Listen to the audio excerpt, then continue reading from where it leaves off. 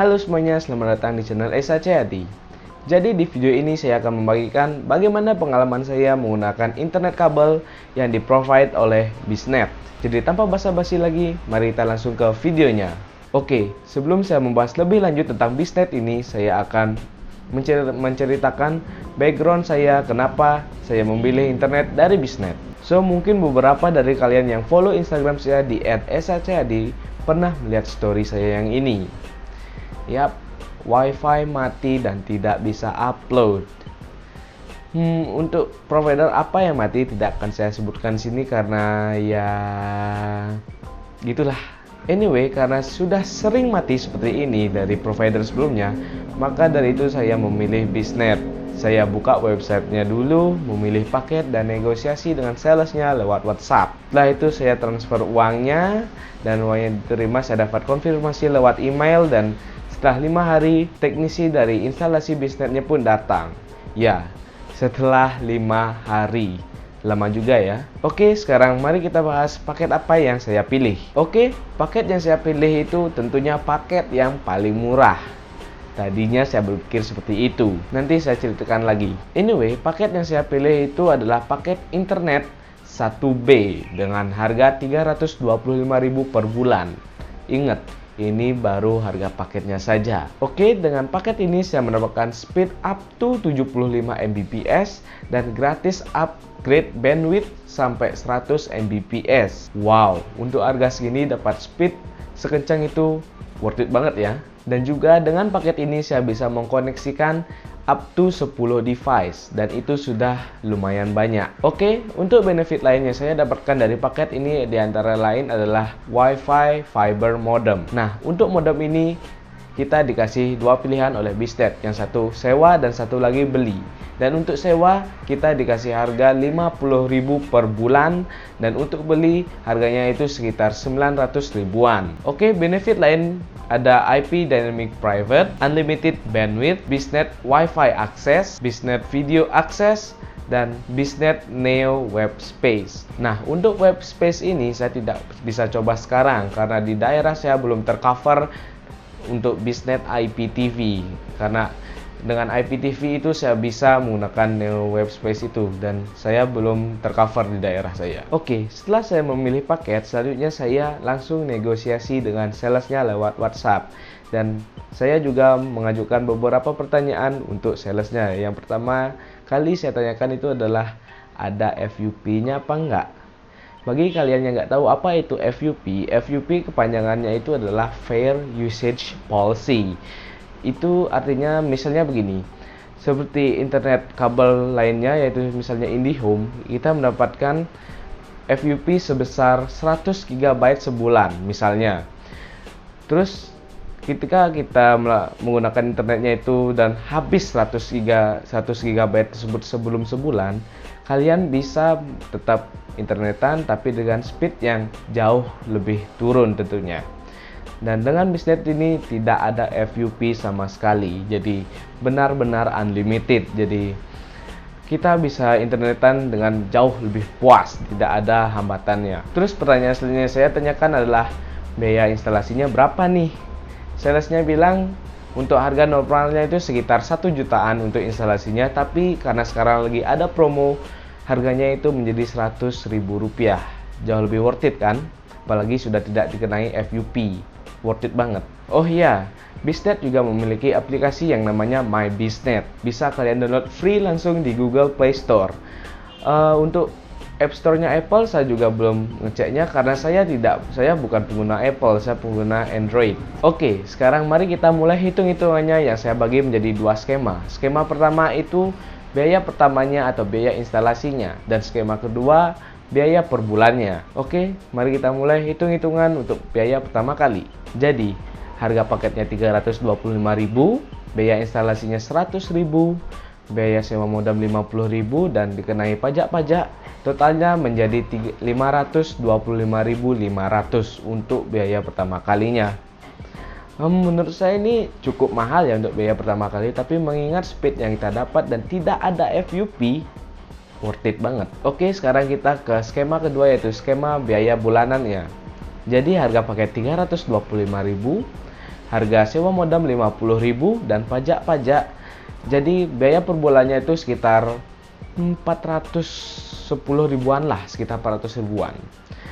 Ini menjadi worth it untuk per bulannya dengan speed yang didapat, dan ingat tidak ada FUP. Dan untuk pembayarannya sendiri, Biznet ngasih banyak sekali pilihan. Dimulai dari yang offline bisa dibayar lewat Indomaret dan Alfamart, dan yang online bisa ditransfer ke virtual account lewat Bank BCA, Bank Permata, dan Bank Mandiri.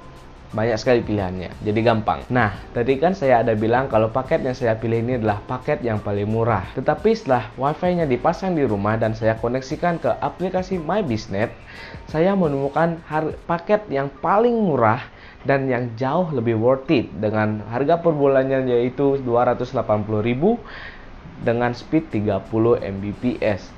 Tapi setelah saya tanyakan langsung ke salesnya, ternyata paket itu sudah tidak ada, dan ternyata paket saya yang memang sudah yang paling murah.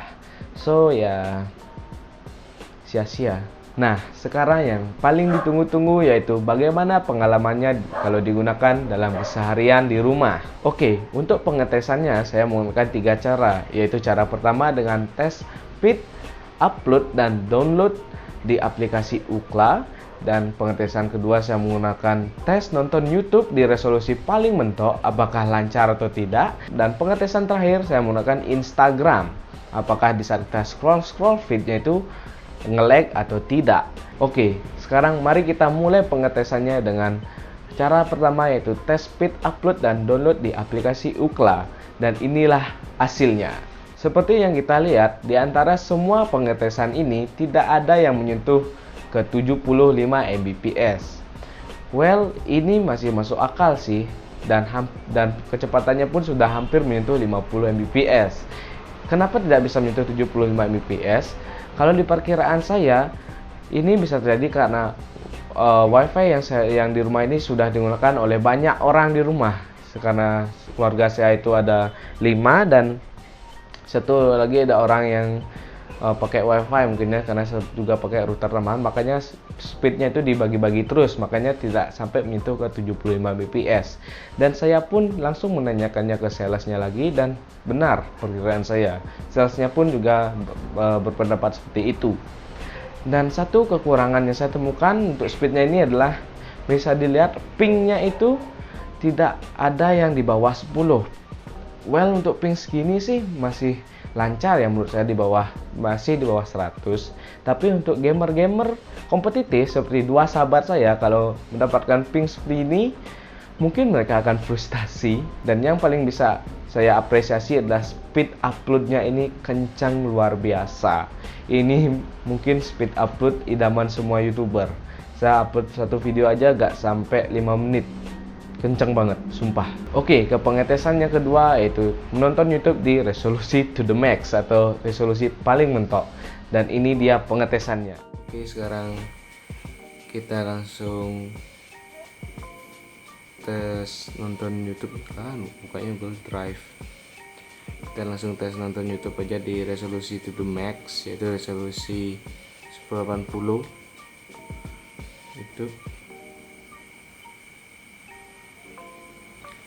Ya, yang kita search itu lagu gak copyright. Saya sudah search sebenarnya itu lagu PKI. Mudah-mudahan sih gak copyright. Nah, ini yang maksud saya lagu PKI.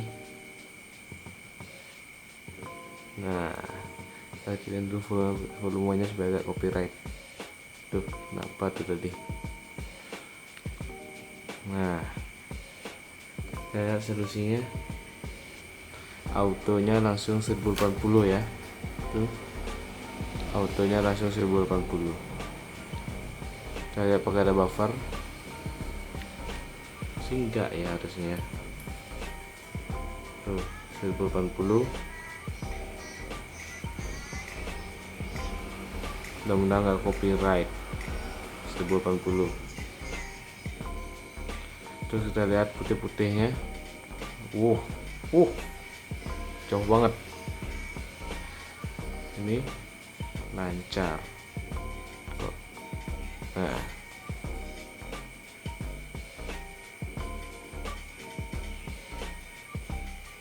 Oh, itu 1080, ingat.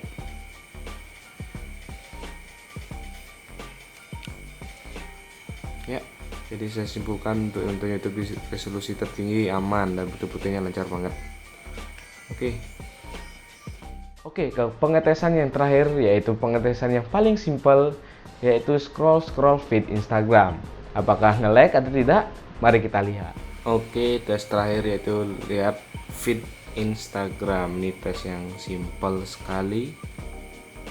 Nah, apakah lancar? Pastinya YouTube aja lancar ya kan tuh. Wow, nge-lag bentar. Nggak, tuh lancar banget. Dan kita lihat apa ini namanya, searching barnya itu lancar juga tuh kan.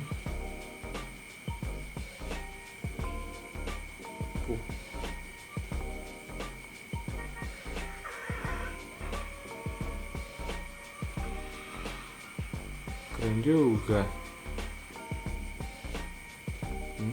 Lancar tuh, keren.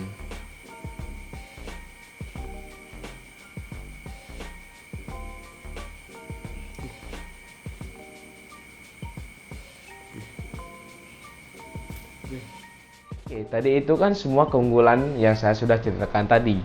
Dan sekarang saya akan kasih apa saja kekurangan dari Biznet ini supaya tidak dicap video endorsement ya, Biznet ICU. Oke, kekurangan yang saya temukan di sini sebenarnya cukup sedikit. Yang pertama itu yang seperti saya bilang tadi, yaitu pingnya tidak ada yang di bawah 10. Dan kekurangan nomor 2 yang saya temukan, pernah di beberapa kesempatan di antara jam 9 atau jam 10 malam, saya pernah internet Biznet itu downnya juga sebenarnya gak parah-parah amat. Saya sempat tes juga di Ookla dan masih di atas 10 Mbps, tapi kerasa gitu saat saya nonton YouTube. Tadinya resolusi videonya itu 1080, tiba-tiba ke 480p autonya. Itu menandakan kalau internetnya itu lagi down. Dan setelah saya mendapati masalah itu, saya langsung di WhatsApp lagi oleh customer service-nya, dan besok paginya langsung fix masalah tersebut. So, kekurangannya sedikit dan speednya kencang, worth it Biznet ini. So, jadi bagaimana menurut kalian tentang internet dari Biznet ini? Kalau menurut saya, internet ini sangat worth it. Dilihat dari speednya, dilihat dari koneksinya, dan dilihat dari gimana ya, kualitasnya, dan yang paling penting tidak ada FUP-nya. Jadi kalian bisa internetan sampai puas. Oh ya, jika kalian minat dengan Biznet ini, silahkan kunjungi website mereka. Linknya ada di deskripsi. So, mungkin itu saja dari saya. Jika kalian suka dengan video ini, jangan lupa klik like dan share ke teman kalian semuanya. Dan jangan lupa komen juga di bawah, kalian mau video kayak apa lagi sih? Dan yang paling penting, jangan lupa subscribe dan klik tombol loncengnya. Oke, mungkin itu saja dari saya. Saya ucapkan terima kasih telah menonton.